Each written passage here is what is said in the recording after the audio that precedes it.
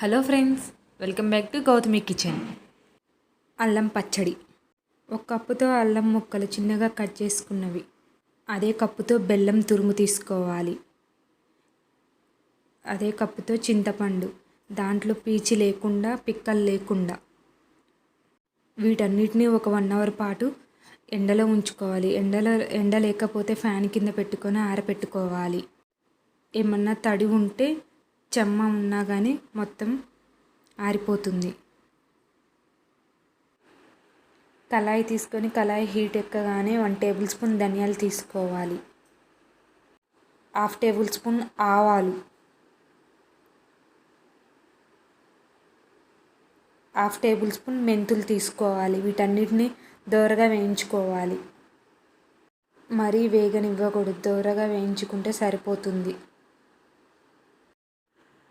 2 table spoon oil తీసుకోవాలి.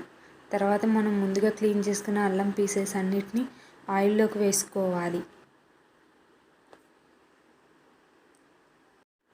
సిమ్లో పెట్టుకొని ఒకసారి కలుపుకోవాలి. అల్లం ముక్కలు కొంచెం కలర్ చేంజ్ కాగానే ఒక బౌల్లోకి తీసుకోవాలి. ఒక గిన్నె తీసుకొని మనం చింతపండు ఏ కప్పుతో తీసుకున్నామో ఆ కప్పుతో వాటర్ తీసుకోవాలి. వాటర్ని రోలింగ్ బాయిల్ కాగానే చింతపండును అందులో వేసుకోవాలి. చింతపండును సిమ్లో పెట్టుకొని ఉడికించుకోవాలి. చింతపండు అలా దగ్గరికి కాగానే స్టవ్ బంద్ చేసుకోవాలి. ఒక మిక్సీ జార్ తీసుకొని అల్లం ముక్కలు మిక్సీలోకి తీసుకోవాలి. తర్వాతకి 10 నుంచి 12 వరకు వెల్లుల్లిపాయలు తీసుకోవాలి. బెల్లం తీసుకోవాలి. కొంచెం స్వీట్ ఎక్కువ కావాలంటే కొంచెం ఎక్కువగా తీసుకోవాలి. ముందుగా వేయించుకున్న ధనియాలు అవన్నీ అందులోకి వేసుకోవాలి.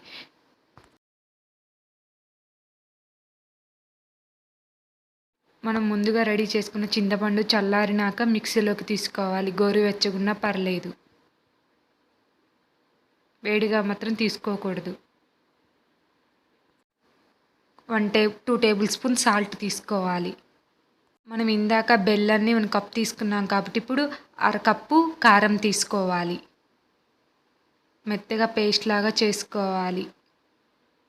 అలా పల్లి నూనె కానీ నువ్వుల నూనె కానీ తీసుకోవాలి. ఒక 50 గ్రాముల ఆయిల్ తీసుకున్నా.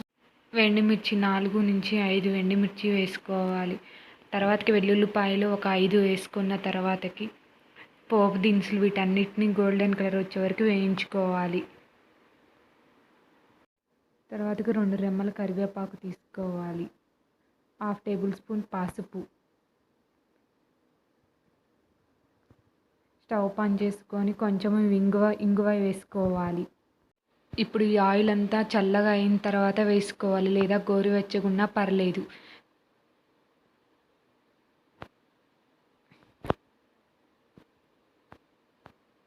కలుపుకొని పెట్టుకొని 6 months వరకు నిల్వ ఉండే అల్లం పచ్చడి రెడీ అయినది.